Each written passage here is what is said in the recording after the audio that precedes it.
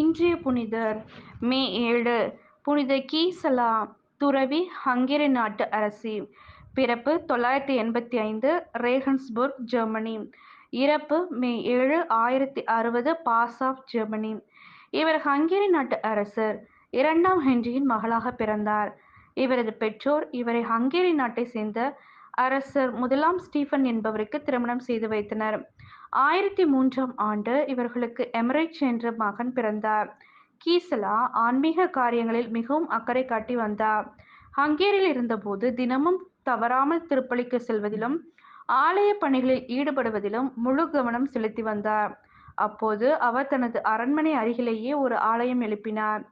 1038ஆம் ஆண்டு கீசலாவின் கணவர் அரசர் 1ஆம் ஸ்டீபன் இறந்துவிட்டார்.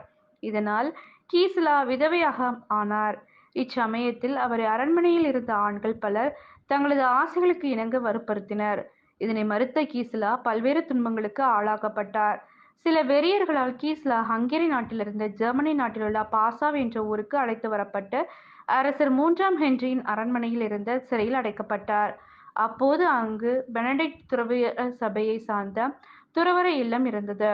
கீசலா 1045இல் இத்துறவற சபையில் சேர்ந்து முறைப்படி பயிற்சிகள் பெற்று ஒரு சிறந்த துறவியானார். துறவி கீசலா மிகவும் மகிழ்ச்சியாகவும் சுதந்திரமாகவும் இறைவனின் பாதையில் தன் காலத்தை கழித்தார். தனது ஜெப வாழ்வினாலும் தவ வாழ்வினாலும் மற்றவர்களை கவர்ந்தார். இதனால் மறைசாட்சியாக கொல்லப்பட்டார். 1060இல் இறந்தபோது அடக்கம் செய்யப்பட்ட இவரது கல்லறை 1908ஆம் ஆண்டு மீண்டும் திறக்கப்பட்டது. பல ஆண்டுகள் கழித்தும் இவரது உடல் அழியாமல் காணப்பட்டது. ஜெபம்.